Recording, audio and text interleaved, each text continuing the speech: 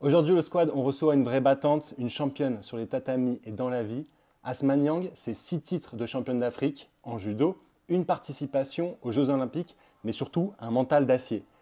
Dans son livre À bras le corps, elle nous montre comment elle a su rebondir après des coups durs, se réinventer, et aujourd'hui, elle partage son expérience en tant que thérapeute. Son parcours, c'est de la résilience, du travail, mais aussi beaucoup d'humanité. Si tu cherches de l'inspiration pour repousser tes limites, tu es au bon endroit. Asma est là pour nous parler de sa carrière, de son parcours, ses galères, mais aussi de ses nouvelles passions. Asma, bienvenue sur le podcast du Squad de la Performance. Peux-tu te présenter aux quelques-uns qui ne te connaissent pas encore? Déjà, merci pour l'invitation. Je suis très contente d'être à Aix. Alors voilà, je suis, comme tu l'as bien expliqué, Asma Niang, là, une athlète marocaine. Je suis franco-marocaine sénégalaise, mais j'ai participé aux Jeux pour le Maroc, couleur du drapeau marocain. Donc Rio 2016, Tokyo 2020, plus un avec le Covid. Ouais. Et puis j'ai eu un rôle différent pour Paris. Donc j'ai accompagné des athlètes en préparation mentale. Ouais. Et d'ailleurs, ça a été mes meilleurs Jeux, je crois, en souvenir. Ok, ça fait le Ouais, lien. ça, on Ouais. en parlera, c'est assez drôle d'ailleurs. Carrément, carrément. On va commencer par le début parce que je trouve que c'est un moment fort de ton livre. Tu parles, bah voilà, tu as 18 ans, tu es championne de France de handball, mais à ce moment-là, on te dit que les sports-études, ça va pas être possible. Et pour toi, en fait, c'est un vrai frein. Tu dis une phrase qui est pertinente, c'est un rêve olympique s'effondre, je ne serai pas athlète, je ne serai rien. Comment en fait tu as transformé ce sentiment de rejet en carburant pour te réinventer? Ah, déjà, je devais avoir 16 ans. C'est 16 ans, parce que comme si c'est moins de 18. Ouais, Donc, c'est la catégorie. oui, voilà, Ouais. c'est 15, 16 ans, quelque chose comme ça. Et puis, c'est vrai que, on va dire, chaque jeune, on a tous un talent. Et moi, le mien, c'était, voilà, je comprenais vite le sport. J'avais cette intelligence, voilà, kinesthésique. On m'expliquait n'importe quel sport. Voilà, tout de suite, ça accrochait, quoi. Sauf qu'au moins, on n'a pas pris ça comme un talent, comme un échec. Et c'est vrai que moi, je suis arrivée à l'âge de 11 ans, donc je ne parlais pas du tout la langue, sachant que la langue française, c'est une langue qui est difficile à l'apprentissage. Et c'est vrai que j'avais du mal, parce qu'au bout d'un an, je me suis retrouvée dans un circuit normal au collège. Et donc, les cours, c'était quelque chose de très dur. Ce n'est pas forcément parce que j'étais plus bête qu'un autre élève, c'était juste que la barrière de la langue me mettait un peu en difficulté. Et puis derrière, tout de suite, j'avais compris échec scolaire, donc on m'a mis en cursus CAP, BEP, Bac Pro Cuisine, donc j'avais assimilé. Tout de suite, je me suis dit, ok, le professionnel, c'est échec, donc c'est tous les cancres là qui vont là-bas. Bon, c'était un petit peu ça, c'était pris dans cette... et jusqu'à aujourd'hui, j'entends ça lorsqu'on choisit pas la voie classique dans ce qui est général. Ah, t'es pas en général, donc il y a un petit hic quelque part, c'est qu'il ne doit pas être fut-fut, alors que pas du tout. Et bon, ça commence à changer maintenant, mais c'est vrai qu'à l'époque, c'était très très compliqué de sortir hors circuit général en fait. Et donc pour aller en sport-études, il fallait cette possibilité-là. Donc voilà, je ne me suis pas entrée en structure, je faisais aussi de l'athlétisme. D'ailleurs, mon rêve, c'était de finir dans une finale de 100 mètres, moi, à la base. Ok. Ouais, c'est l'athlétisme, ça faisait partie aussi de ma vie. On va dire que c'est vraiment l'image olympique, le 100 mètres. Voilà, C'est voilà. une des finales, c'est la finale la plus regardée Voilà. lors des Jeux et Voilà. j'entends ce que tu veux dire. Ouais. C'est l'univers de l'athlétisme qui m'a fait rêver. Et après, je t'expliquerai pourquoi je pense cette obsession des Jeux Olympiques. Je l'ai compris bien tard avec la maturité, le pourquoi. Et puis voilà, j'ai accepté à ce moment-là parce que voilà, je me suis dit, je vais aller dans le professionnel. Mais j'avais mis, on va dire, dans un tiroir les Jeux. Les Jeux Olympiques, ok. C'est dans un côté, j'ai fermé à clé. Et j'ai dit, je vais faire, on va dire, bien une tâche qui est éloignée de mon rêve, mais je vais essayer de la faire bien. Mais en espérant toujours que je vais ouvrir ce tiroir quelque part. Je ne sais pas comment j'ai eu cette force de penser, mais je pense que c'est ce qui m'a fait tenir, en sachant que je savais où elle était la clé. J'image beaucoup, je fais beaucoup de métaphores, mais parce que je savais que j'avais cette clé quelque part dans ma poche et que c'était pas fini. Et c'est pour ça que j'avais, je pense, cette résilience tout de suite de dire, hop, je vais faire autre chose, mais je vais le faire bien. Ok. Et justement, tu sors un peu des sentiers battus, tu fais ce pas de côté, comme tu le dis dans ton livre. Comment Comment tu as su que ça, finalement, ce n'était pas un échec pour toi et que c'était finalement qu'un obstacle temporaire?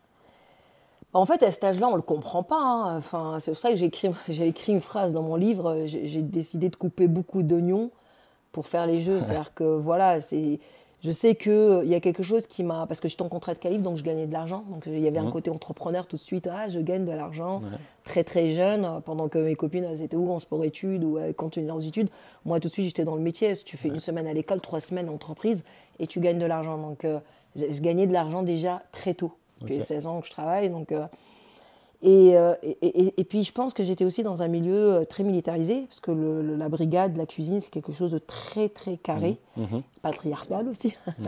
Donc très difficile d'être une femme là-dedans. Et il y avait plusieurs obstacles, mais je savais que c'est quelque chose qui me préparait physiquement. Ça m'a beaucoup appris la discipline. Me discipliner, parce qu'il faut être méthodologique, enfin voilà, la méthodologie. Ça ressemble finalement à ce qu'on va trouver au sport en fait. C'est un métier différent, mais il y a beaucoup de discipline, énormément. Et puis voilà, je fais mes années et puis voilà, l'année du bac pro, il s'est passé certaines choses qui ont fait que j'enlève la pelouse. Voilà, je me suis brûlée. Je me suis brûlée à l'avant-bras et puis voilà, je savais que j'avais laissé l'univers de la cuisine pour faire autre chose. Et pour l'instant, il n'y avait pas de judo. Pas encore là. C'était pas encore dans mon champ. Parce que ce sport-là, je le connaissais. Mais je savais que c'était un pays d'Asie. Je savais même ni si c'était le Japon ou la Chine. Pour moi, c'était un pays asiatique qui faisait ce sport. Je le confondais même avec le karaté. Je ne connaissais pas les règles, rien. Je savais que c'était un peu, je disais pyjama. C'était drôle, quoi. Le judoji, j'appelais ça comme ça. Parce qu'il s'habille tout le temps. Enfin, c'était tellement éloigné de ce que je faisais. Et puis finalement, un jour, j'accompagne un petit frère de mon ami de l'époque et je l'accompagne au judo. Et puis je rentre, d'ailleurs, je le dis souvent parce que ça fait rire tout le monde à chaque fois. Je suis rentrée, il y avait une odeur dans le tapis. Je fais, c'est quoi cette odeur? C'était comme un gant de boxe. Qu'est-ce que je vais foutre là? Et puis finalement, il y a eu un prof qui m'a accroché tout de suite, qui m'a proposé d'essayer. Donc j'essaye. Et puis à la fin du cours, il me dit, t'es physique, athlétique. Tu peux aller loin dans ce sport si tu continues. Alors moi, cette phrase, elle a transformé mon être, quoi. Tu vas aller loin dans ce sport si tu continues. Alors moi, il ne savait pas qu'il m'avait ouvert le tiroir. Une séance. J'avais ouvert la clé, quoi. C'est ouf les mots quand même. Ouais. Comme quoi, Force, juste sur une rencontre. Voilà. Parce qu'il avait... j'attendais en fait, peut-être ça, parce que j'étais prête à ça. Et on entend ce qu'on est prêt. J'étais prête à accueillir quelque chose et voilà, il m'a balancé ça comme ça, parce que peut-être lui, il a vu que j'étais athlétique, mais bon, peut-être qu'il n'avait pas visualisé aussi loin, je ne sais pas, mais en tout cas, c'était quelque chose qui m'avait... je pense que je m'en souviendrai toute ma vie, quoi. Et puis, il m'a vu tous les jours. Mais je faisais aussi de l'intérim, parce que je disais que j'ai arrêté la cuisine, mais je continuais à faire parce qu'il fallait bien que je gagne aussi ma vie, donc j'avais aussi un métier, un diplôme, donc je faisais de l'intérim, je travaillais, par exemple, les Noëls, je faisais le foie gras, enfin, je faisais plein de choses comme ça.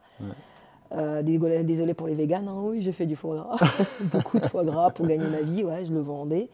Donc j'ai fait beaucoup dans cet univers de cuisine, et en même temps que je m'entraînais, et puis c'est là aussi que je rencontre le deuxième métier qui ressemble aussi à la cuisine finalement, dans la discipline.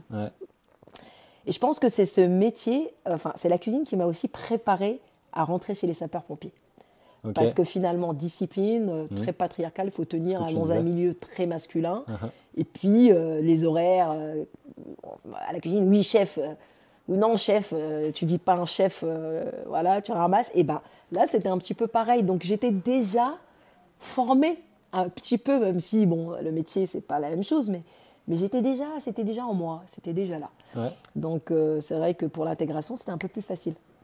Et donc je rentre chez les sapeurs parce qu'un jour je faisais un footing et je rencontre un major juste à côté de mon dojo et puis il me dit, il était adjudant dans l'hip-hop, puis il me dit nous on a ouvert aux femmes, donc c'était le début des femmes, voilà, ça faisait 4-5 ans, disons, même pas moins que ça, 4 ans qu'ils avaient ouvert aux femmes, et puis bon, je fais partie aussi des premières qui sont rentrées, très peu de femmes, d'ailleurs la caserne où je me trouve à Colombier, la 4e compagnie, j'étais la première femme qui rentre là-dedans en fait.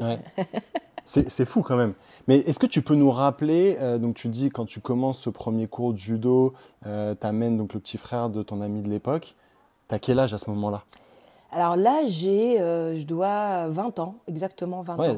20 ans un peu passés. Ce qui est quand même tard. Alors je sais pas trop dans le non, judo. Non, c'est 5-6 ans. Ouais, c'est ça. C'est des sports qui se commencent très tôt.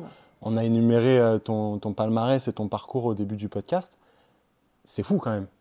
Comment t'expliques ça?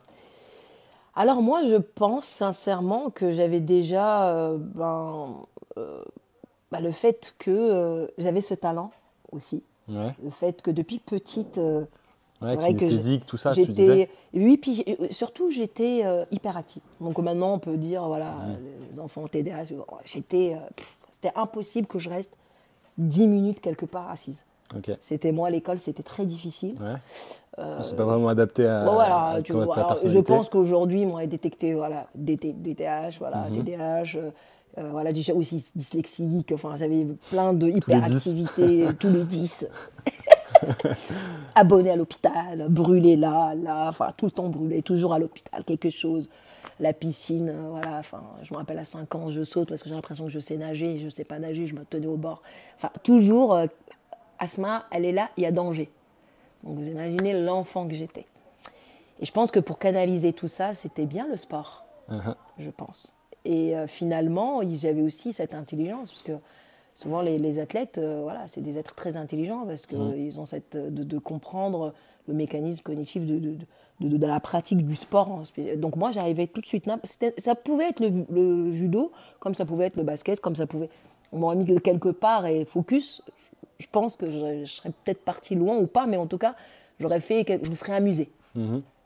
Et puis, il y a aussi quelque chose qui m'a beaucoup aidée, c'est l'apprentissage que j'ai eu dans les endroits. C'est-à-dire que la cuisine m'a apporté de la discipline.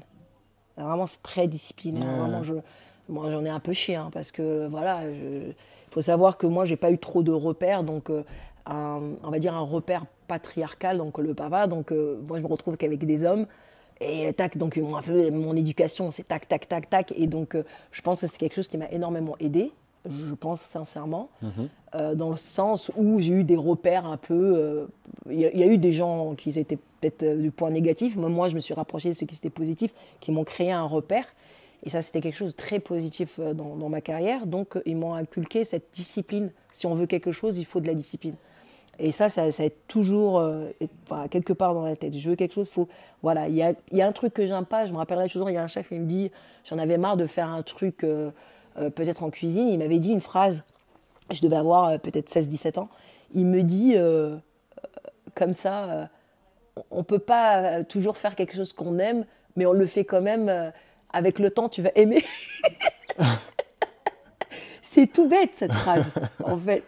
Apprends à aimer quelque chose que tu n'aimes pas, mais par contre, quand tu vas l'apprendre, le fait de l'apprendre... Faire le processus. Et si tu l'apprends, tu vas l'aimer. Et je trouve que c'était fort, en vrai, ce qu'il m'avait donné. À l'époque, là, on voit ce qu'il me raconte, le vieux. Mais c'était des petites choses que je notais. Et donc, chaque rencontre, voilà, chaque personne qui était là autour de moi, j'étais une éponge. Je prenais de lui, même des gens, des fois négatifs, ils pouvaient m'apporter... Et puis voilà, il y a eu ça, et je pense que la discipline que j'ai eue tout de suite dans ce parcours, la cuisine, après les pompiers, discipline, les militaires, partie du génie. Voilà, la Marseillaise le matin, tout ça, rien qui dépasse, tac, tac, le lit au carré, donc tout ça. Déjà, on se lève, on fait son lit au carré. Déjà rien que tu te lèves du lit, commence même pas à réfléchir... sur autre chose, fais ton lit au carré. C'est pas rien. Cette rigueur. C'est ça, on commence par faire ton lit. Et donc, j'ai appris à faire mon lit le matin, bien, avant de commencer ma journée. Et ça, c'est pas rien, mais je sais que ça m'a apporté énormément. Ouais, en tant qu'athlète, dans un premier temps, et sûrement aujourd'hui en tant que thérapeute. Ouais, voilà. Et donc, voilà, c'est cet univers d'apprendre toutes ces choses, même si ça ne me plaisait pas. Et puis là, je vous dis ça tranquillement, mais j'étais en révolte, confrontation, toujours puni. Mais je sais que ça a été ça aussi, on va dire, je dis toujours mes diplômes. Parce que ça, c'est des diplômes incroyables d'expérience. Donc tout ça, c'était mes diplômes. Même faire le lit au carré, c'était un grand diplôme pour moi. Donc voilà, j'ai ramassé tous ces diplômes-là, je les mettais dans ma poche, et je pense que c'est ça qui m'a accompagnée à être... Je dis toujours, sans ce parcours, Cette carrière, elle n'existe pas. Donc c'est pour ça que j'aime ce parcours-là, malgré que ça n'a pas toujours été évident. Voilà, que ça n'a pas été évident, parce que voilà. Et puis voilà, le judo, forcément, si j'avais cette discipline, lui, il me dit ça, cet entraîneur, il me voit tous les jours. Il pleut, il neige, peu importe, je pars. Il n'y a pas de bus, il y a le bus. J'ai l'heure de l'entraînement, je suis là, je veux apprendre ce sport, je veux le découvrir. C'est si difficile. On est adulte à 20 ans. Oui. Et apprendre, c'est dur, c'est très très dur.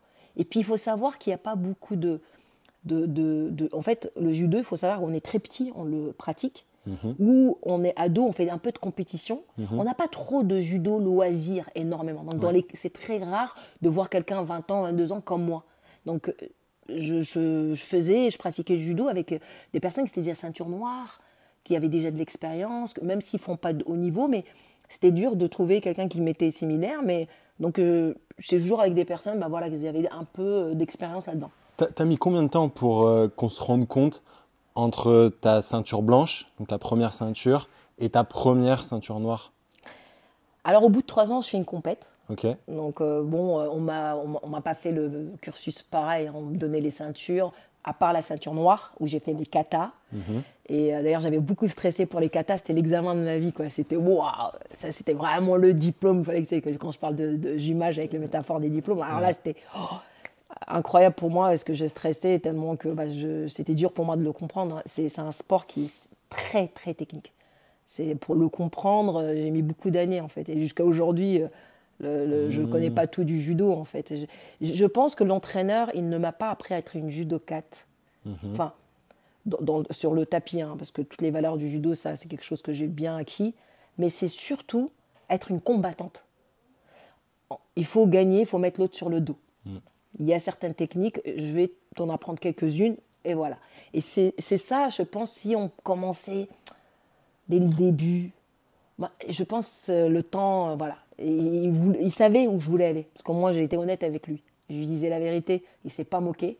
Il m'a dit, tu vas aller juste dans les meilleures françaises, dans les meilleures mondiaux. Et j'avais ça au départ. Après, mon parcours, il a fait que je suis partie au Maroc, parce que voilà, le parcours, il a fait que c'était ça, mais...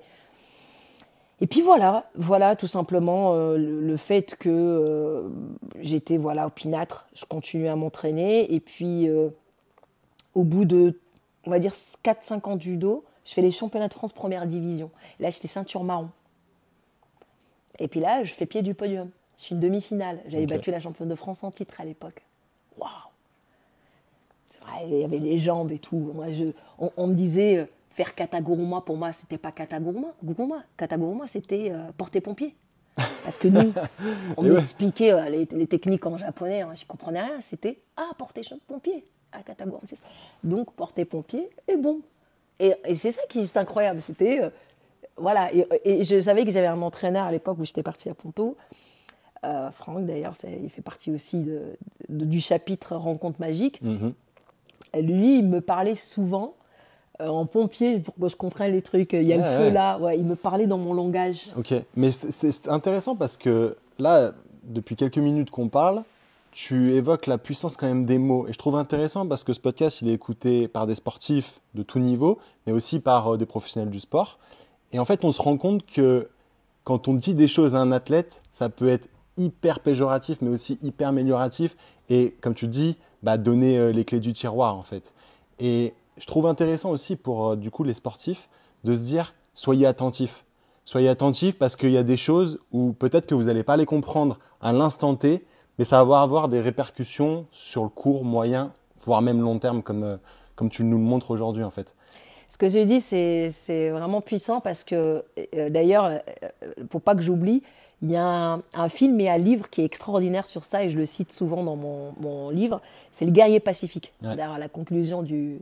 C'est quoi, Dan Millman? Ouais. Il se passe toujours quelque chose. Ici, maintenant, ce moment. Et voilà, c'était un athlète, il y a un biopic d'un athlète. Bon, c'est un peu romancé de la façon qu'il l'explique, mais c'est des messages incroyables. Et justement, il se passe toujours quelque chose. Donc, dès lors qu'on est avec son coach, ou peu importe que ce soit son kiné, l'entourage qui nous accompagne vers l'excellence, dès qu'on est focus et on est là, il y a tellement de choses incroyables. C'est-à-dire que des fois, on peut se propulser très vite juste parce qu'on a On a été focus sur un mot, une action, quelque chose.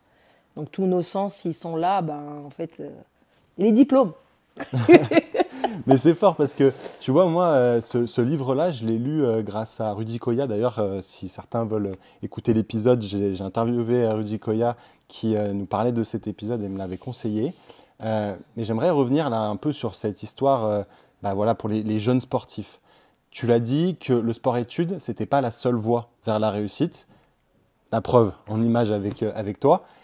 Finalement, quel est le conseil que tu donnerais à ceux dont le parcours n'est pas linéaire, et notamment dans le sport, mais qui rêvent quand même grand? C'est-à-dire que moi, si tu veux, j'ai énormément travaillé à l'Olympique Lyonnais et l'Olympique de Marseille avec des jeunes à l'académie, donc c'est-à-dire entre 15 et 20, 22 ans.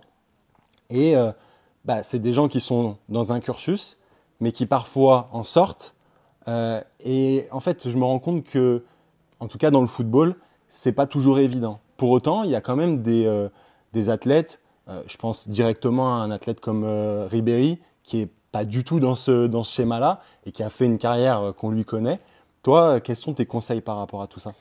Alors moi, je vais partager déjà de mon expérience. C'était quoi parce que je me suis toujours posé la question, c'était quoi vraiment le secret qui a fait que... Ouais. Et je me suis rendu compte que maintenant que j'accompagne, il y a un point commun entre nous, ceux qui sont hors sentier battu. Okay. Alors je pense que c'est lorsque on fait bien de ce qu'on contrôle. Alors j'ai bien expliqué ça. Ça veut dire que dès lors en fait que je suis restée focus, qu'est-ce que je contrôle? En fait, à un moment donné, je vois, je suis pas en structure. Des fois, c'est pas que j'étais un peu...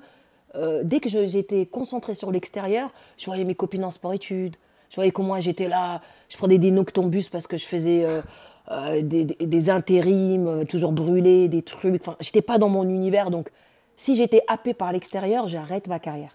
Sauf qu'à un moment donné, je me suis posé la question, je me fais, alors je vais me détacher de l'extérieur, qu'est-ce que moi je peux contrôler pour réussir? Donc le sommeil, ça je peux le contrôler. L'alimentation, ça je peux le contrôler. Et puis l'entraînement, est-ce que je peux le contrôler? Et en fait, rien que les trois, il n'y a rien de... Juste ça, c'est quelque chose d'extraordinaire. Et je me suis focus à me perfectionner à fond dans ça. Dans m'entourer forcément. Puis à l'époque, je n'avais pas de budget pour payer lui ou lui. Par contre, curieuse. Donc je commençais à lire des bouquins. Voilà, à me former. Forcément, après, j'ai eu mon BEMF. C'était métier de la forme. Donc, mais aller pousser. C'était pas que avoir des diplômes. C'est vraiment être mon premier cobaye, comprendre... et puis, tous les gens autour de moi, je posais plein de questions. Ah ouais, d'accord, si je mangeais ça, ça fait quoi? Qu'est-ce que je fais pour être au poids? Et puis, ça pouvait être aussi le sommeil, comprendre vraiment comment je vais être en forme, la charge d'entraînement. C'est quoi ma charge vraiment? Qu'est-ce qu'elle veut dire? Et puis, tout ça, et puis, comme je suis une femme, je sais qu'une fois par mois, je suis tout le temps capoute. Comment je fais pour pas être capoute? Comment je peux gérer la charge de travail par rapport... Et je commence à devenir comme ma propre scientifique, à mon niveau, avec humilité. Et puis, je commence à faire des trucs, des expériences sur moi, dans le sens où ça marche. Je commence à être en forme. Je commence à apprendre, à comprendre mon sport. Et rien que... Des fois, on veut tout le temps être focus à l'extérieur. Mais si on est juste concentré sur ça, je vois que ma route, elle fait... Je commence à grimper un petit peu. Ah tiens, une petite compète. Un open. Je suis 3. Tiens, je suis 2. Tiens, je gagne. Et puis, je vois mon évolution juste parce que je contrôlais des trucs, or que j'avais rien par rapport aux autres. Et ce qui fait que je commence à avoir des outils et de la connaissance, limite, mieux que certaines filles qui sont en structure, où on leur dit de faire. Je commence à être autonome. Autonome et proactive. Voilà. Comme si entrepreneur, je gérais mon business. Et voilà le conseil que je peux donner, c'est essayer de contrôler ce que vous pouvez contrôler. Même si des fois, mais en fait, c'est juste vous détacher de « mais j'ai pas », mais qu'est-ce que j'ai? Et se concentrer vraiment ce que j'ai là tout de suite. Voilà. Mais c'est super puissant ce que tu dis parce que justement, tu fais un peu ce parallèle là avec l'entrepreneur et le salarié. C'est pas du tout pour parler de ça, mais pour autant, effectivement, un sportif, quand il se retrouve dans un cursus fédéral ou de club, en l'occurrence, il suit ce qu'on lui dit de faire. Après, je pense qu'il est dans un environnement dit optimisé, Ça ne veut pas dire que, comme toute optimisation, que tu vas réussir, mais pour autant, il est dans cet environnement-là. Pour autant, soit il fait le choix d'être éponge de ça, soit il fait le choix d'être ultra passif, et ça risque de ne pas suffire. Toi, à l'inverse, ça t'a rendu proactive, tu t'es dit « Ah, qu'est-ce que je peux contrôler ?» Donc tu les as cités, et en fait, il n'y a pas de recette magique. C'est simple, mais comme tout, il faut savoir les appliquer. Et je trouve que du coup, c'est assez puissant parce que ça t'a permis en fait, d'être actrice de ton projet, de tes objectifs et de ton rêve olympique. Voilà. Producteur, acteur. C'est ça. Cadreur. Et justement, j'ai noté ça. Tu parlais donc de ton entraîneur de Ponto, Franck Bellard, qui disait qu'il n'entraînait pas de champions, mais des humains pour qu'ils deviennent des champions. Et à quel moment, toi, tu as réalisé cette dimension humaine qui était aussi importante pour ta performance? Oui, c'est vrai que Franck, c'est quelque chose, c'est pour ça qu'il fait partie vraiment pour moi des grands entraîneurs, parce qu'il a vraiment compris qu'on n'est pas des athlètes de niveau qui sont humains, on est des humains qui font une expérience humaine. Et du tout, voilà, c'est ça. On a une expérience plutôt d'athlète de niveau et pas le contraire. Et puis tout de suite, c'est surtout sur les croyances et il avait vu tout de suite les jeux, ça a été une obsession. Et je vais vous expliquer après pourquoi. Mais il a senti chez moi que c'était ce que je voulais, vraiment, et que je me donnais les moyens. Et donc même s'il y avait des difficultés techniques, même s'il voit que, fallait aller au circuit français pour faire les jeux. Jamais une fois il avait douté. Il m'avait posé une question un jour, il m'a dit tu veux aller où? Je lui ai dit dans le top mondiaux, vraiment faire les jeux, être médaillé. Et lui, tu feras ça. Voilà. Et c'était pas. Il y a eu beaucoup d'entraîneurs briseurs de rêve, j'en ai eu. Sans les citer. Et c'est pas grave parce que ça fait partie. Il faut qu'il y ait une polarité. Il faut qu'il y ait un peu de coexistence. Il y a des gens qui disent c'est pas possible pour que tu dis ah ouais d'accord. Ça fait partie de ça. Donc ne soyez pas complètement au rejet des gens qui vous disent non. Donc moi, il résonnait pas avec moi. C'est-à-dire que ces personnes-là qui me disaient ça, ça résonnait pas. Bon, j'étais tellement focus et j'avais tellement protégé. J'étais en cuisine, j'avais déjà mis dans le tiroir, j'avais la clé. C'est pas quelqu'un qui va venir après me dire toi va-t'en. Non, t'inquiète pas. Mais par contre, il me donnait, c'était aussi des moteurs pour me dire ah ok d'accord, t'inquiète pas. Et d'ailleurs, j'ai même envoyé lorsque je gagne un grand chelem, un grand prix de sold-off, maintenant c'est devenu un grand chelem, j'avais envoyé des mails. Comme une gamine, j'ai fait ça. Voilà, je pense avec la maturité maintenant, 10 ans après, ou plus 15 ans, mais j'avais fait envoyer des mails gentils. Voilà, un petit truc. Voilà, bon. Voilà, c'était pour vous dire, j'ai gagné un grand prix, les gars. Sur certaines personnes qui m'ont dit, reste chez les pompiers, c'est mieux, tu crois que tu vas faire une carrière, des choses comme ça. Et c'était pour juste leur donner un message qu'on ne sait jamais que vous allez quelqu'un d'autre éviter ce discours, en fait. Ouais, parce que vous ne savez pas qui y a en face de vous, en fait. Si c'est moi, ça n'a pas marché, peut-être sur d'autres personnes. Voilà, c'était surtout ça. Pourquoi je voulais envoyer. C'était pas vraiment je vous nargue, c'était juste je voulais leur laisser un petit message. Faites attention des fois à ce que vous dites. Voilà. Et donc voilà, Franck, de toute façon, c'est fait partie aussi de ma vie. Franck, c'est un très grand cher ami. Et aujourd'hui, voilà, on collabore. Il est là sur Tahiti, s'il nous écoute. Et puis voilà. Et puis en réalité, j'ai pas eu vraiment qu'un référent, qu'un coach. Moi, je dis toujours, je suis un peu le 102 000 fixe de club ou de coach. J'apprends de lui. Ah, tu vas me donner ça? Tiens, j'allais là. J'étais dans un club, je partais dans un autre club. Okay. J'étais un peu une exploratrice. Voilà. Mon kimono, mon truc, et je partais dans des pays. Et donc, je trouve que c'est magique de pouvoir prendre de tout le monde. Voilà. Après, c'est vrai que des fois, je pouvais en souffrir parce que j'étais tout le temps. J'avais fait une tournée seule une fois. Et là où on va parler de quelqu'un qui a été central aussi dans ma carrière, c'est Kevin Guégan, mon kiné. J'ai eu un kiné exceptionnel, vraiment exceptionnel, parce que je l'ai vu aussi évoluer. Et à 19-20 ans, il était là, en fait, et il m'a vu évoluer, et je l'ai vu évoluer. Voilà, j'ai vu tout son apprentissage par ce métier, et puis lui aussi, en tant qu'athlète. Et puis, je sais que lui, tellement qu'il aimait ce métier, il était aussi passionné. Voilà, très, très passionné. Du corps humain. Et puis moi, comme j'étais quelqu'un de curieux, donc lui aussi, donc on s'apportait énormément, on s'est enrichis ensemble là-dessus. Et puis, c'est vrai qu'il y a quelque chose qui est résonné chez moi par rapport à la façon qu'il me faisait comprendre des fois certaines choses. Parce que des fois, on a la tête. Et puis, comme moi, j'étais un peu actrice, il voulait que je lâche la soupape. Il faut savoir être coachable. Et c'est vrai que des fois, on se crispait avec lui parce que je n'étais pas... Donc lui, il avait son intelligence à me prendre moi dans une manière individualisée. Bon, Asma, elle est comme ça. C'est-à-dire qu'il collaborait avec moi. C'était pas je te coach, je te fie, c'est ça. Il savait comment je fonctionnais.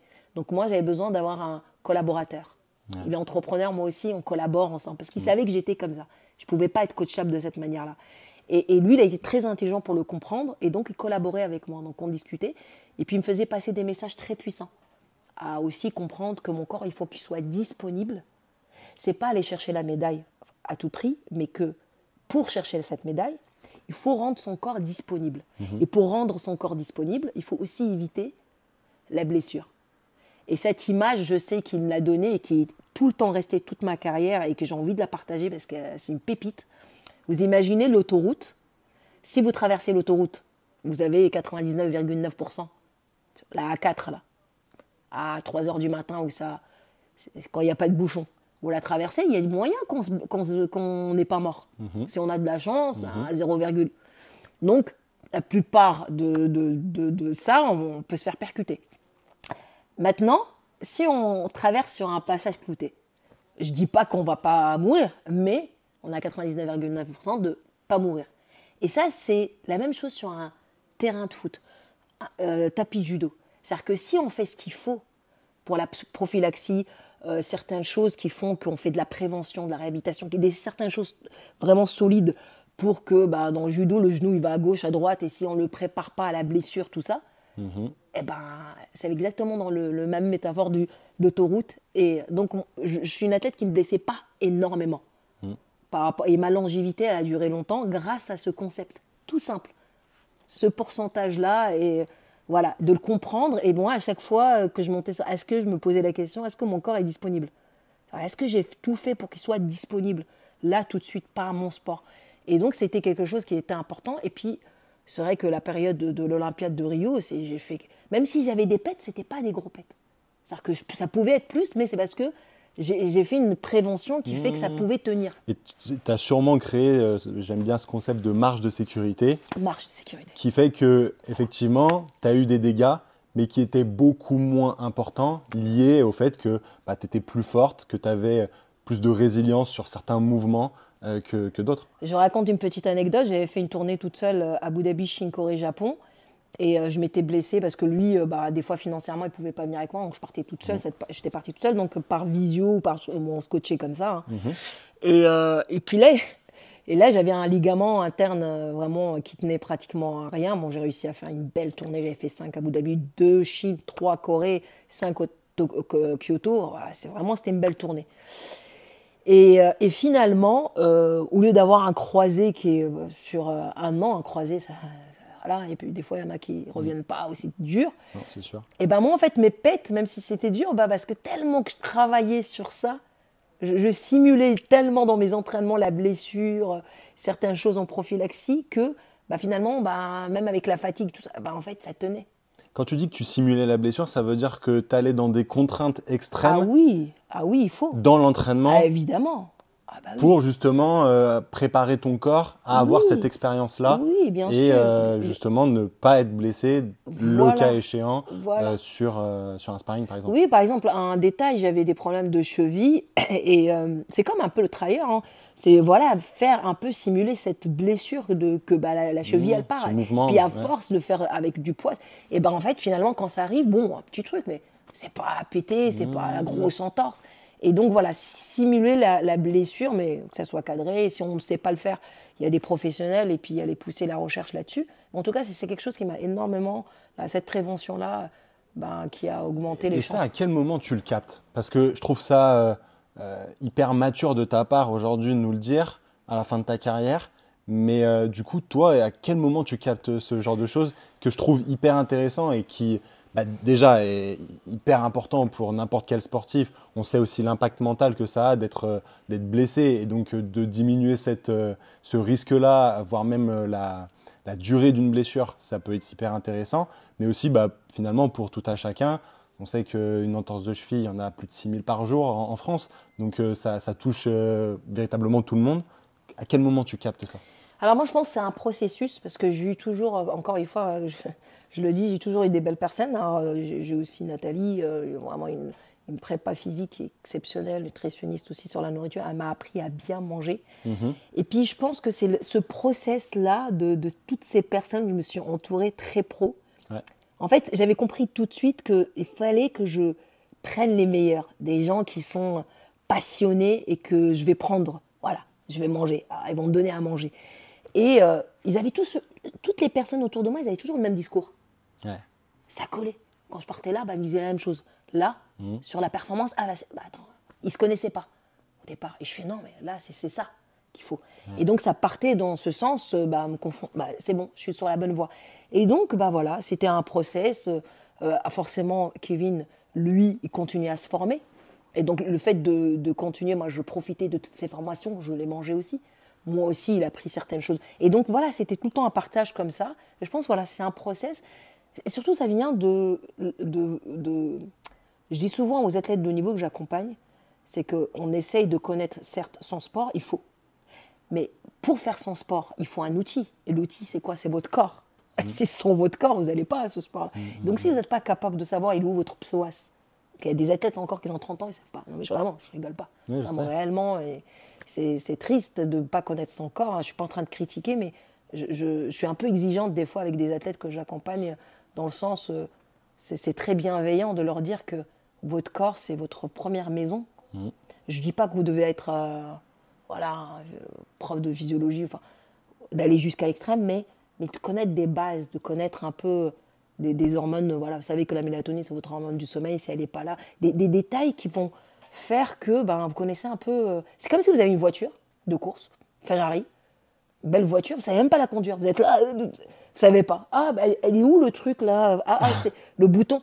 Et c'est pareil, votre corps. C'est-à-dire que si vous... Ok, il y a des coachs qui sont là. Mais en réalité, ils ne sont pas là avec vous tout le temps. Et peut-être que cette personne, ce coach-là, il va changer. C'est-à-dire que vraiment, c'est à vous d'aller chercher très tôt ce savoir, de lire des bouquins. Des fois, alors c'est vrai qu'avant, moi j'ai 41 ans, je sais qu'à mon âge très jeune, j'allais à la médiathèque pour aller chercher des infos. Enfin voilà, c'est vrai, je suis vieille. Mais aujourd'hui, vous avez tout. Vous avez ChatGPT, vous avez utilisé. Voilà, ça pour vous former. Et puis voilà, de emmagasiner et d'apprendre un peu sur votre corps. Et plus vous allez vous connaître, et ça c'est le secret de tout, plus vous allez vous connaître, que ce soit physiquement, mentalement, corps, esprit, et plus vous allez glow up. Je dis toujours, tu te connais, tu glow up. Tu veux pas te connaître, c'est pas grave, tu vas te casser la gueule, mais tu vas le comprendre après. Si tu veux gagner du temps, voilà, c'est ce que je leur dis. Parce que c'est bien se casser la gueule, c'est bien aussi. À moins que tu ramasses quelque chose pendant que tu te casses la gueule. Voilà, parce que moi, à chaque fois que je me cassais la gueule, j'essayais de ramasser ce qu'il y avait à prendre. Mais en tout cas, essayer de vraiment... Voilà, c'est vraiment le conseil que je donne, vraiment d'être curieux. Mais c'est intéressant parce que tu parles de curiosité, tu parles un peu de construction de ton environnement, de ton staff.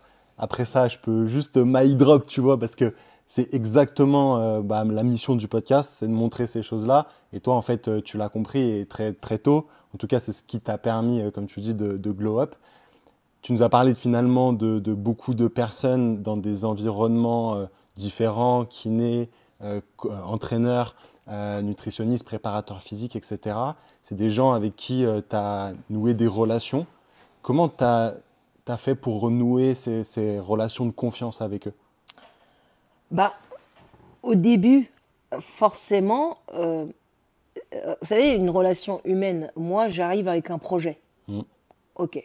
Bon, il y a l'humain, mais il y a le faire. Pour l'instant, je reste sur ça. Moi, j'arrive avec un projet. En face, il croit à ce projet-là. Il croit en moi, en quelque sorte. Il croit à ce que je peux aller là. On collabore.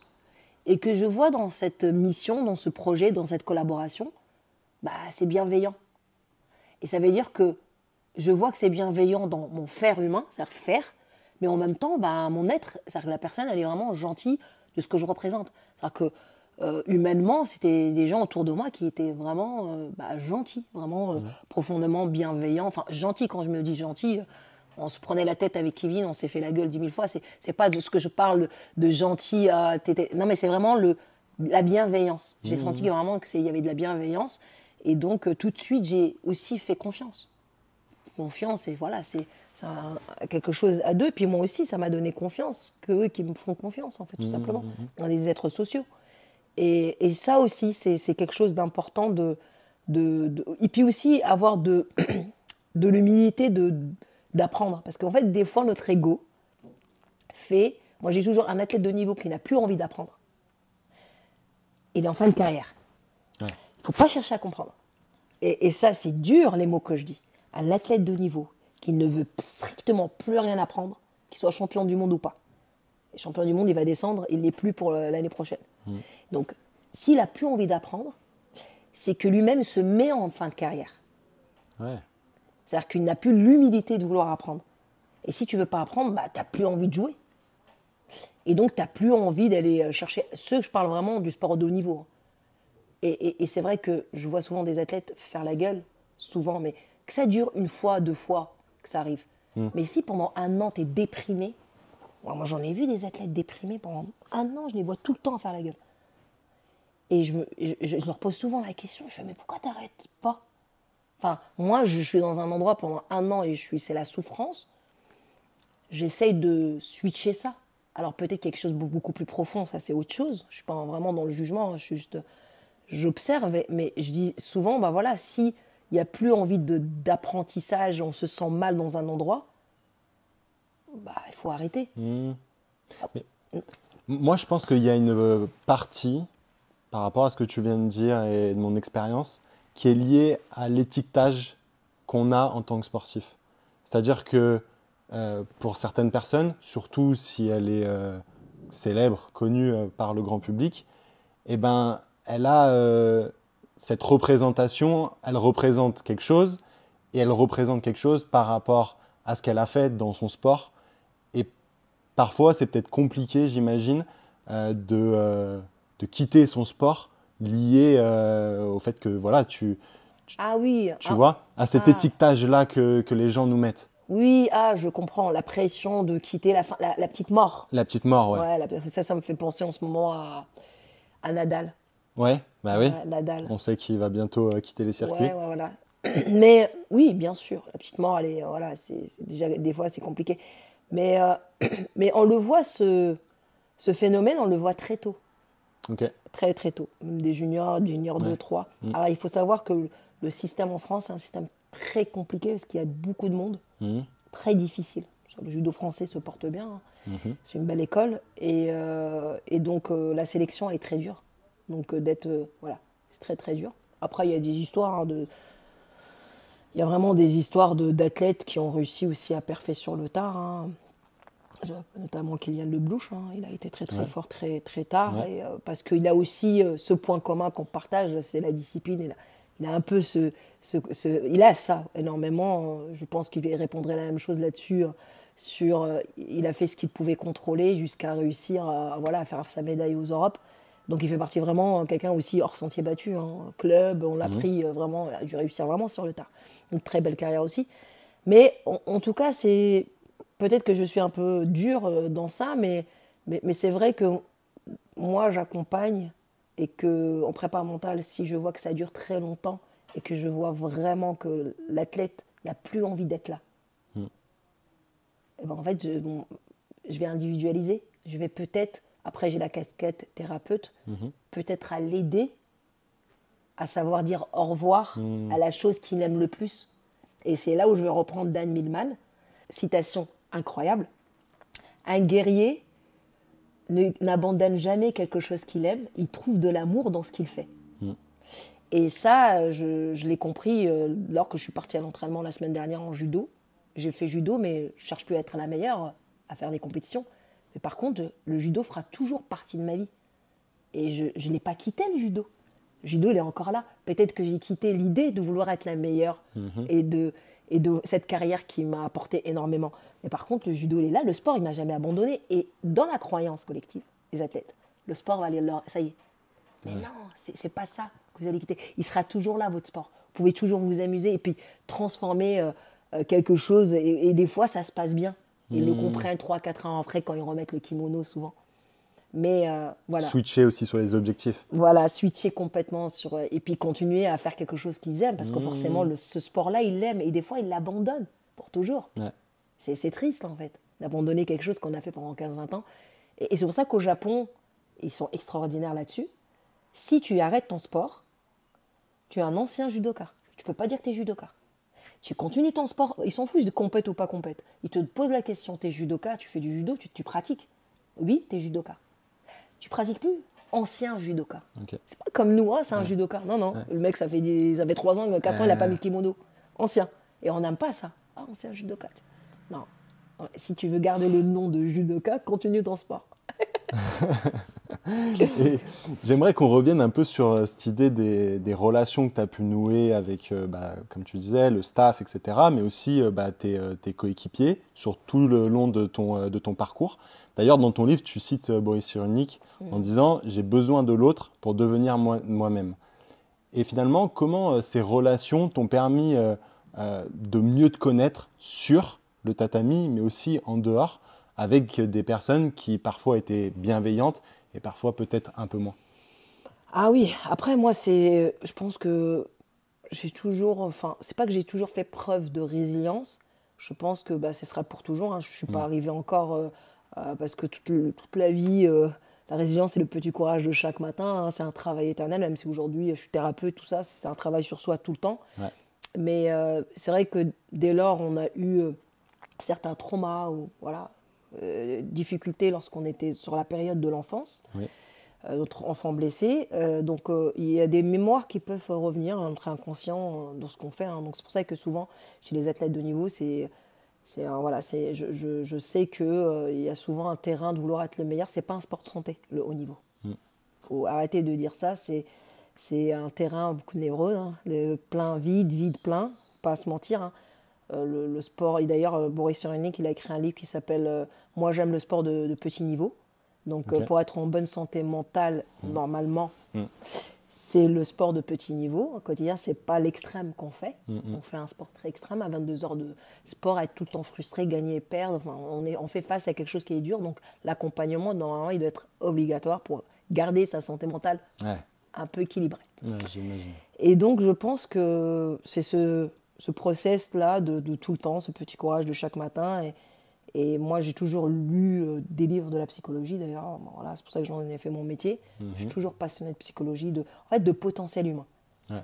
Parce que je pense que lorsque j'étais petite, je savais que je partais avec déjà un boulet au pied, avec tout de ce que j'ai vécu. Et je me suis dit, comment je vais enlever ce boulet pour déployer mon plein potentiel et toutes mes croyances, tous ces trucs. Comment je vais réussir à m'envoler, quoi. Et j'ai très vite compris que si je ne réglais pas certains trucs, je ne pouvais pas déployer mon plein potentiel. Et des fois, on a des blocages par des choses qui sont là et finalement, on ne les a pas réglés. Et donc, moi, je sais que j'avais mon focus à chaque fois de comprendre, de lire des livres, de regarder à l'époque, il n'y avait pas de podcast, mais de regarder vraiment des spécialistes dans le domaine, toujours le top que j'allais chercher. D'ailleurs, du Boris, la résilience, le vilain petit canard, ou La nuit, je te crierai des soleils. Tous ces livres, pratiquement, je les ai lus et qui m'ont fait comprendre, en fait, de comment on déploie finalement son plein potentiel, en faisant cette résilience-là. Et en comprenant qu'est-ce que la résilience, en comprenant comment se défaire de ses traumas. Et voilà. Et donc, tout ça m'a aidé en fait à déployer mon plein potentiel et c'est magique en fait qu'on rentre là-dedans. Après voilà, je sais pas que j'invite tous les athlètes à aller pousser jusqu'à là, mais en tout cas, si on voit des alertes, quelque chose qui est chez nous, de se faire accompagner des professionnels. N'hésitez surtout pas à ça. Il y a des fois, moi j'ai investi, l'investissement. On a du mal à investir, les athlètes. Moi je le sais, ça c'est... On va pas se mentir, on a du mal à investir. Et surtout qu'on est en structure. Des fois, dès qu'on est en structure, on a son petit salaire, on convient, on est étudiant, on est un peu en structure, peut-être des fois l'INSEP ou pas. Et d'aller mettre la main à la poche, il y a des priorités. Moi, c'est vrai que peut-être je sortais pas, ou j'achetais pas peut-être de sac à main, où il y a certains trucs, mais je mettais cet argent pour aller peut-être voir un psy, peut-être aller payer mon préparateur mental, pour aller donner de l'argent à ma... C'est-à-dire que je savais où je voulais aller, donc j'investissais c'est du full of love, j'investissais sur moi. Je savais ce qui était prioritaire tout de suite. Et ça, il faut peut-être réussir à vraiment l'intégrer quand on est à tête, même très jeune. Hein, si voilà, on a un budget, bon, elle est où ma priorité? J'ai besoin de quoi? Se connaître mes besoins. Ah, peut-être que je vais essayer de prendre un prépa physique, parce que peut-être là, vraiment, et d'investir sur soi, comme si on était sa propre boîte. Voilà. Et ça va revenir. Moi, aujourd'hui, voilà, grâce à Dieu, vraiment, mon investissement, il a très bien marché. Ouais. Mais, et puis surtout, il a très bien marché en tant que sportive.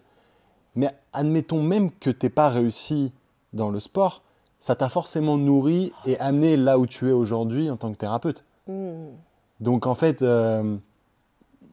l'investissement, il perdure encore aujourd'hui et beaucoup plus, j'ai envie de te dire. En fait, j'avais compris très vite aussi qu'au-delà, il n'y a pas de médaille, c'est que les connaissances que j'ai acquises, tout ce que j'ai acquis, pouvait valoir plus qu'une médaille. C'est un peu bizarre de dire ça, mais qu'est-ce que tu dis, médaille d'or? En fait, là aujourd'hui, on me dit, tu as la médaille d'or, tout le monde sait que tu es champion olympique, et on t'enlève tout ton savoir. Prenez-la, je la veux même pas. C'est fou. Ce savoir-là, mais c'est intéressant d'avoir... Il vaut trop de l'or. Même si j'aimerais bien avoir... Mais en tout cas, non, des deux sur la balance, je ne veux pas de médaille d'or, c'est bon. Laissez mon savoir et justement, tout à l'heure, tu parlais de frustration. Et j'aimerais revenir sur un moment qui est assez intéressant. C'est après ta défaite au Grand Prix de Marrakech. Ouais. Tu as battu une semaine après, il me semble, la même adversaire, mais une tu Allemande. sais tout, toi.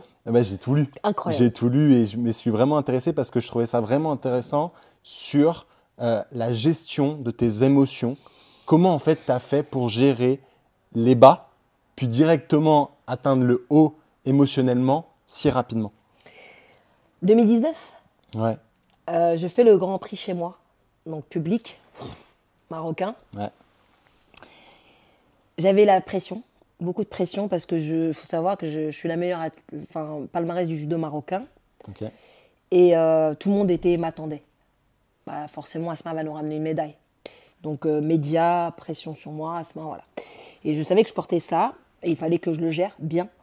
Et c'est vrai que ça n'allait pas bien avec mon staff. Et c'était un moment très difficile pour moi, relationnel. Et moi, j'aime bien le relationnel. Je n'avais pas vraiment le staff qu'il fallait à cette période. Je ne m'entendais pas vraiment avec le staff qu'il fallait. Et je n'ai pas su séparer les choses du bruit qu'elles font. Et il s'avère que je perds contre une Allemande premier tour.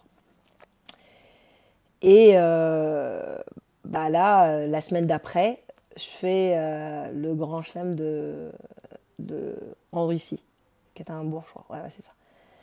En Russie, un grand chelem, donc niveau au-dessus. C'était beaucoup plus relevé. Beaucoup plus relevé, le niveau. Et le destin a fait que je la prends au deuxième tour. C'était pas le premier, le deuxième tour, je la prends. Elle. Incroyable. Non, premier tour. Je dis des bêtises, premier tour. Deuxième tour, c'était l'américaine. Et là, je dis, non, mais c'est quoi ce destin, quoi? Je vois le tirage, je suis, mais c'est incroyable, quoi.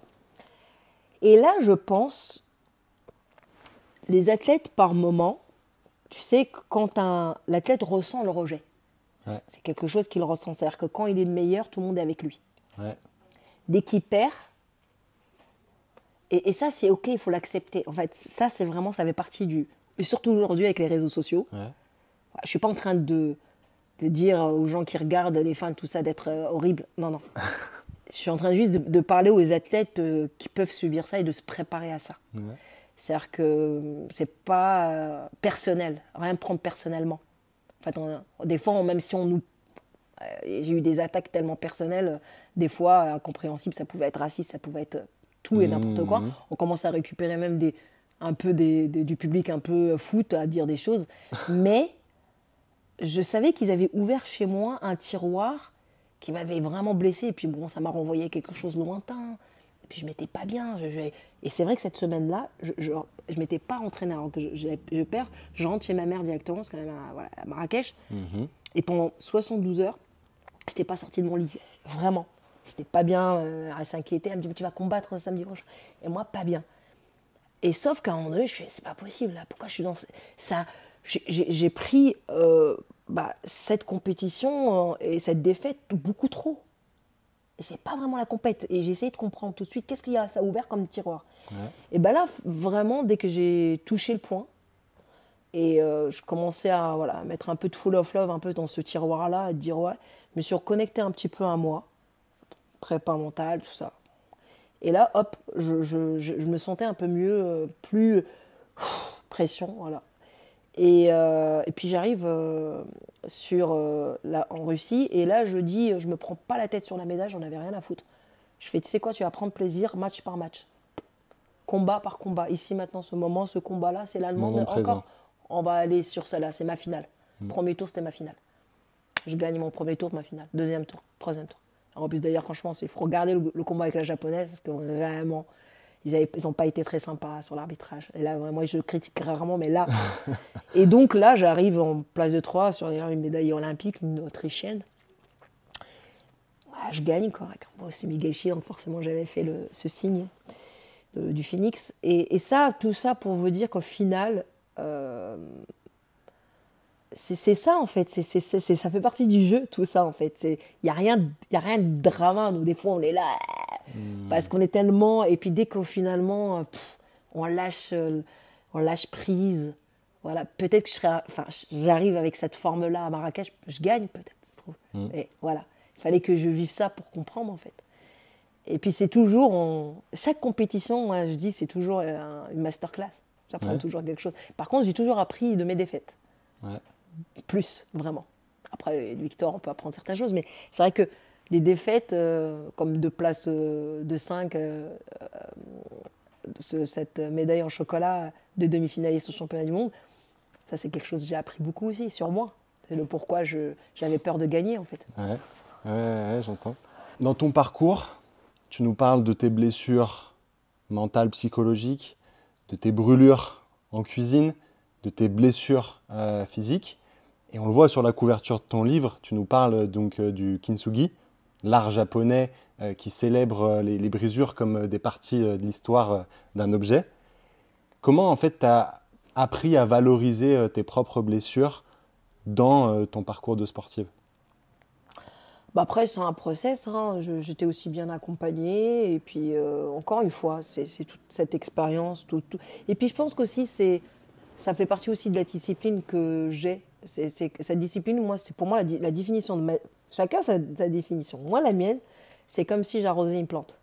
Ouais. Voilà. Je grandis comme une plante et que ma discipline, c'est l'eau que je mets dedans. Donc, une plante, ça arrose souvent. Donc, moi, c'est cette discipline-là. J'ai des routines. J'ai certaines choses que je mets en place. Comme le quotidien de ce que je fais, mes respirations, ma méditation, tout ce que je fais autour de moi, mon être, c'est qui me font que je sublime mes mots à UX, c'est le travail que je mets sur moi en fait. Et je pense que c'est non seulement pour nous, mais pour les autres. Parce que si nous va bien, on va émaner de l'énergie positive avec les autres et elle va revenir. Donc c'est vraiment un travail pour soi et collectif au final. Si on ne se n'aime pas bien, on le sent tout de suite. Avec les autres aussi, ça résonne.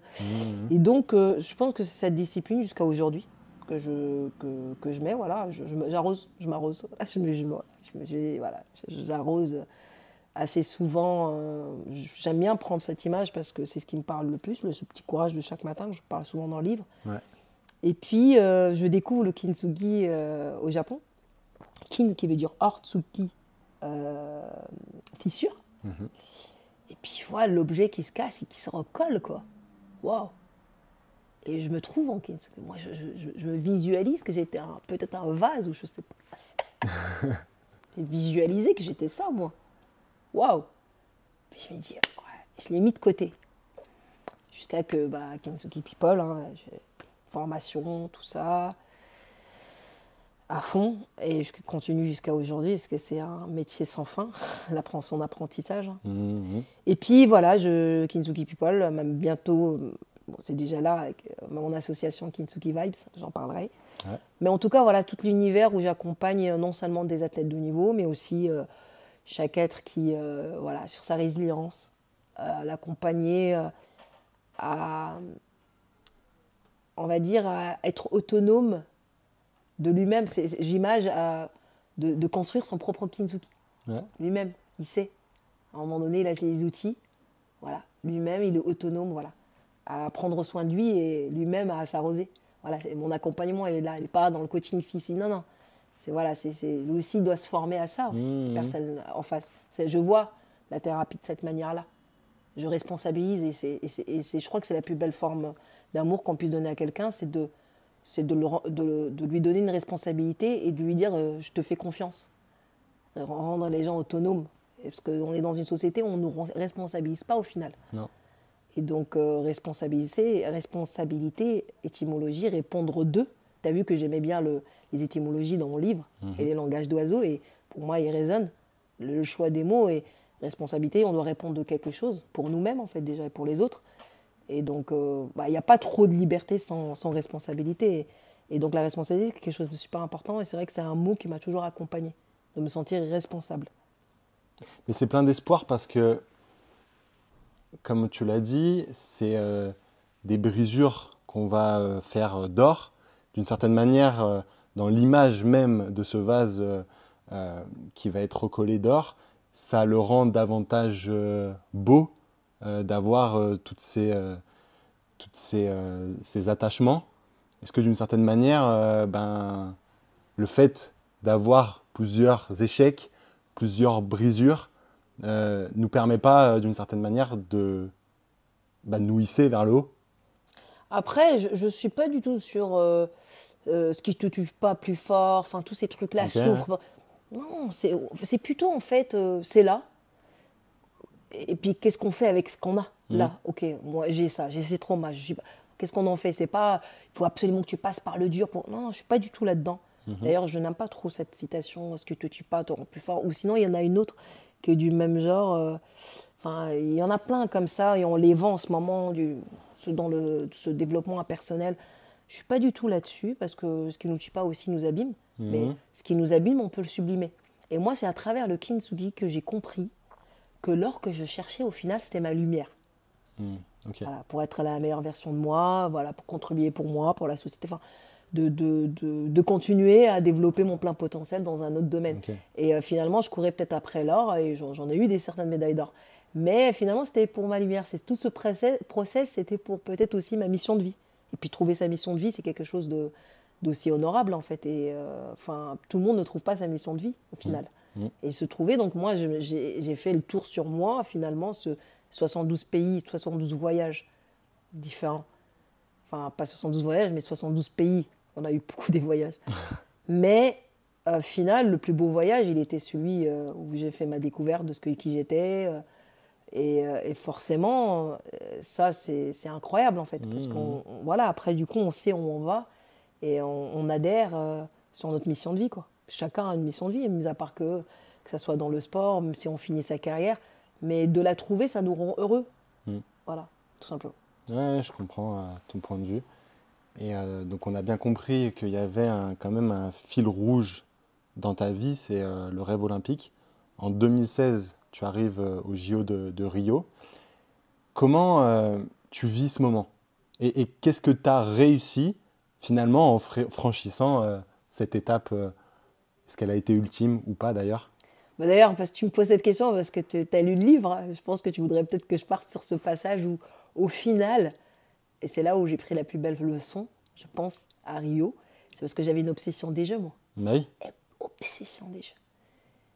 Et j'ai oublié le pourquoi j'étais là.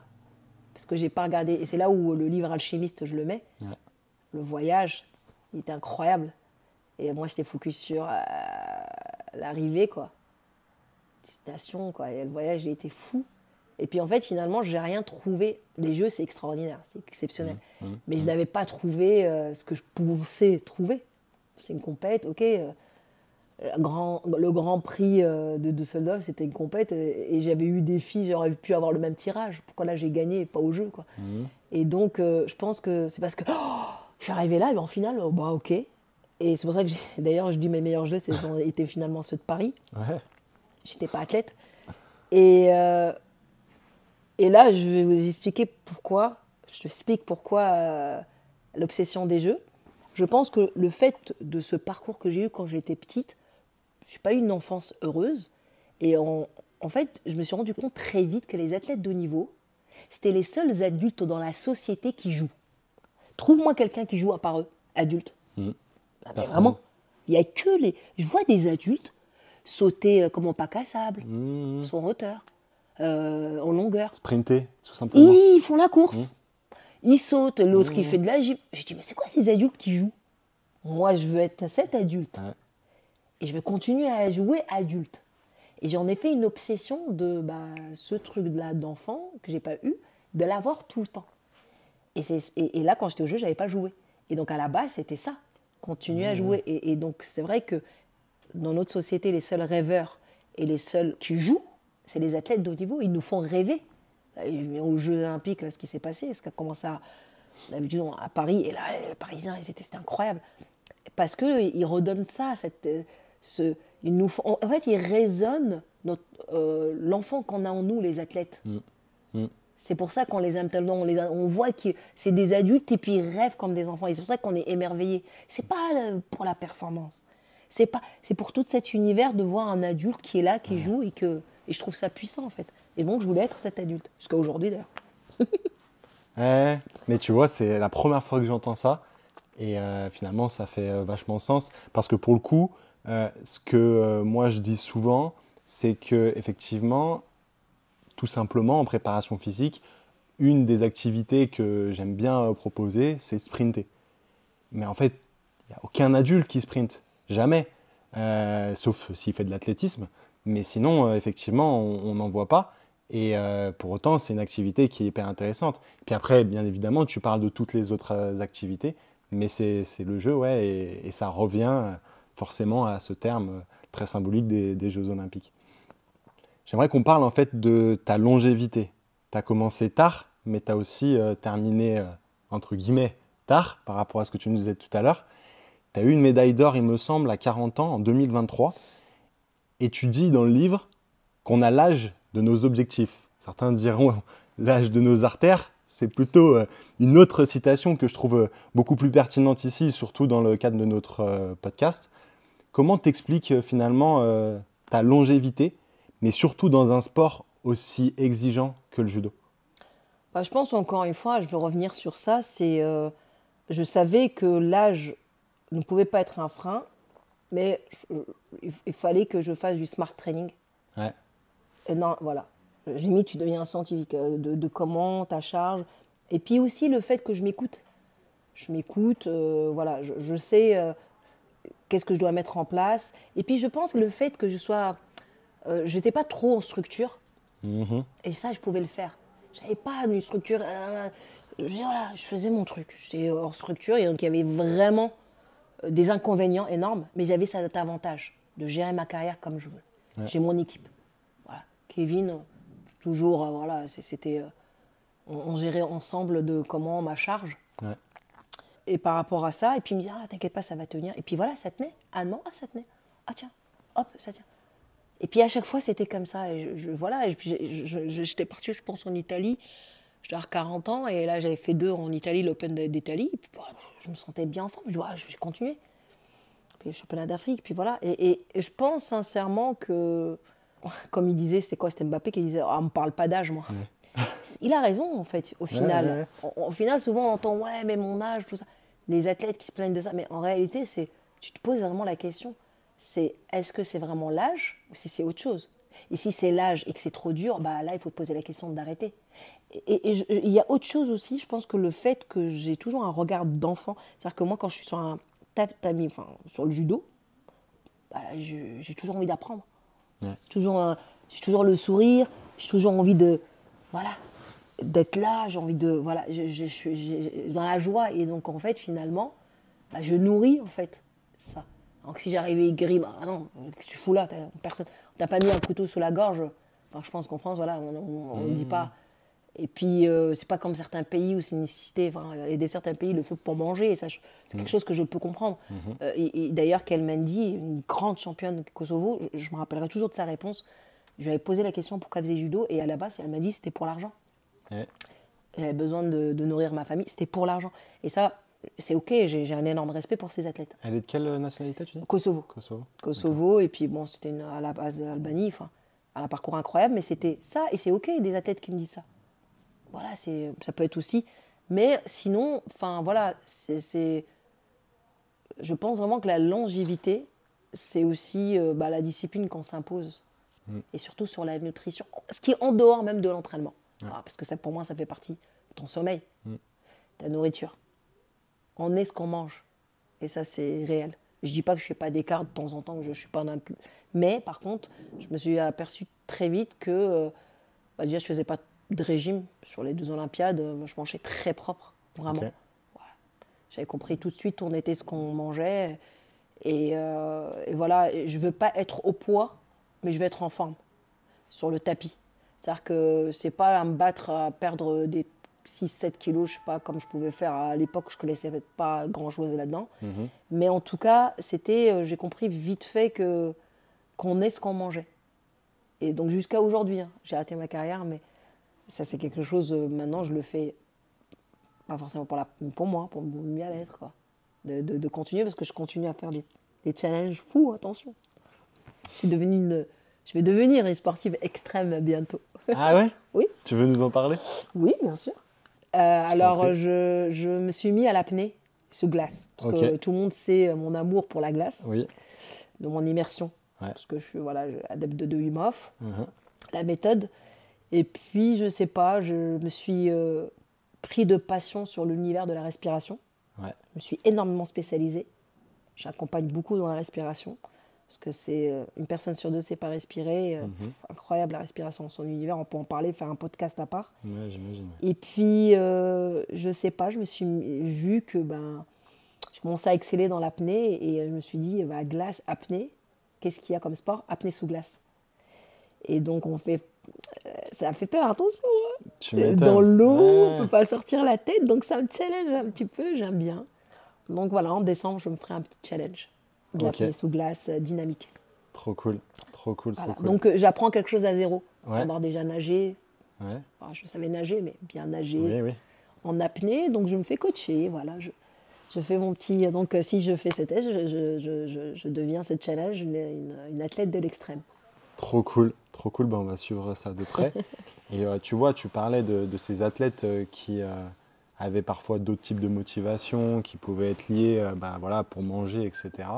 On a fait un podcast avec Maxime Aïssa Serra, qui est un préparateur physique qui a travaillé presque une année en Chine avec les lutteurs chinois.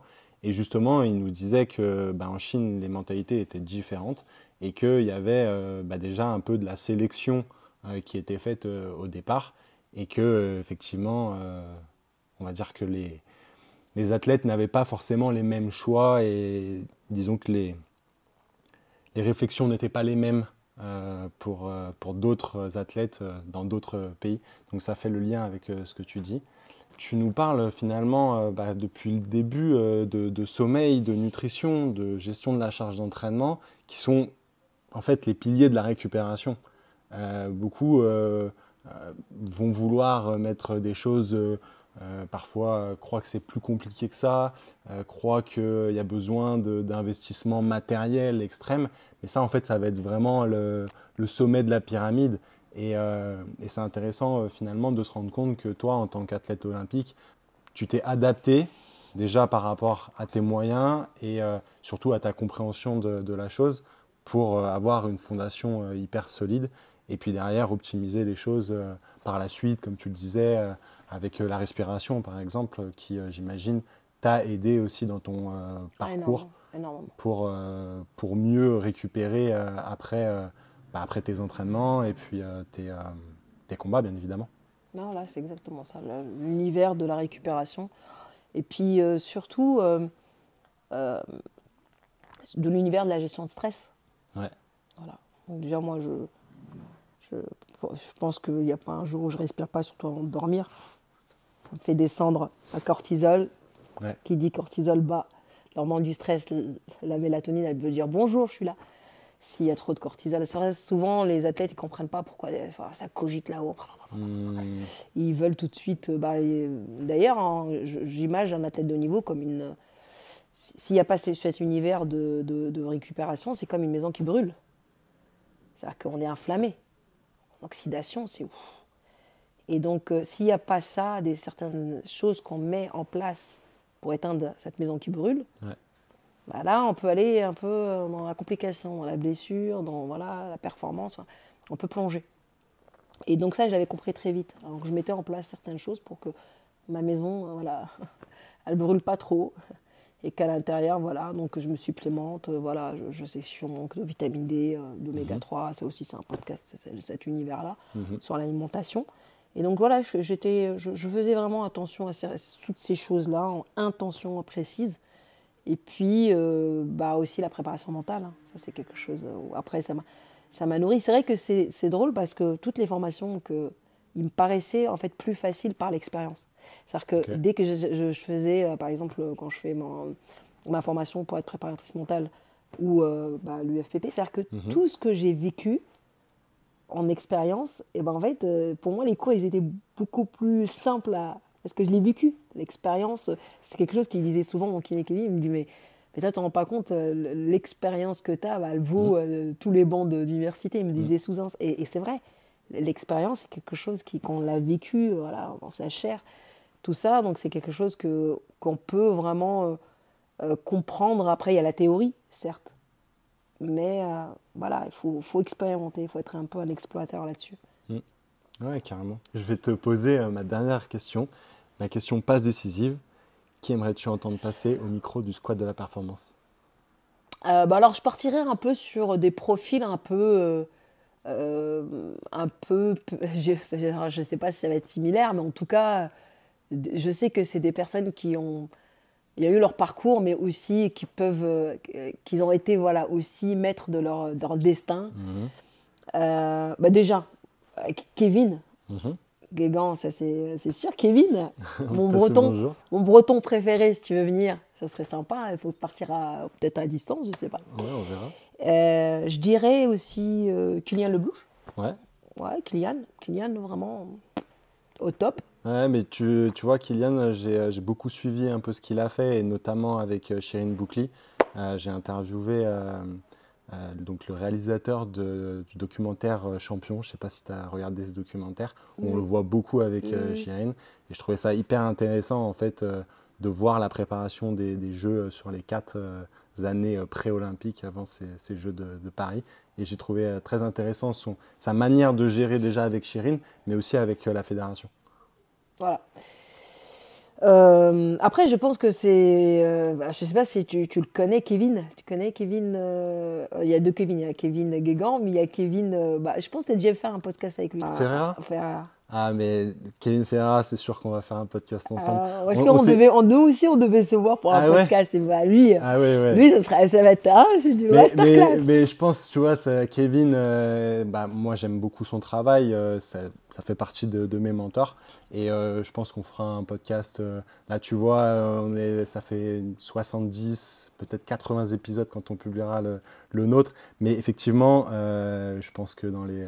plus de 100, on en fera quelque chose avec lui. Déjà. Ouais, carrément. Déjà, ces personnes-là. Voilà. Alors, après, il y en a plein de listes. Désolé, c'est ça que j'ai oublié, mais il y a tellement de personnes. Un entraîneur, Franck Bellard. Vraiment, Franck. Vu ce que j'en ai lu, ça m'a l'air d'être intéressant. Attention, pouvoir... il va rigoler. Là, il y a de la thèse. Il y a de la thèse, antithèse et thèse. Il va comprendre pour ce petit clin d'œil. Mais en tout cas, il y en a beaucoup. Déjà, ça, si tu arrives à joindre les 4, là. Trop cool. Trop cool. Écoute, Asma, je te laisse le mot de la fin. Merci infiniment pour ce partage et puis de mettre toujours en lumière la performance et puis l'humain surtout. Ouais, je crois que tu l'as très bien fait tout au long du podcast. En tout cas, moi aussi, je te remercie. On remercie aussi le FPP de nous accueillir dans leurs locaux. Merci bien évidemment à toi qui nous as écoutés jusqu'au bout. N'oublie pas de t'abonner au Squat de la Performance sur YouTube et ta plateforme de podcast préférée. Tu retrouveras tous les liens dans la description ton Instagram, les liens pour pouvoir acheter ton livre où je me suis bien évidemment renseigné pour faire cet épisode. Et puis, si ça t'a plu, tout simplement de laisser un petit commentaire, un 5 étoiles sur Apple Podcasts, Spotify, etc. En tout cas, nous, on se retrouve 2 mercredis par mois à 18h. D'ici là, je te souhaite de prendre un maximum de plaisir dans ton sport. Force!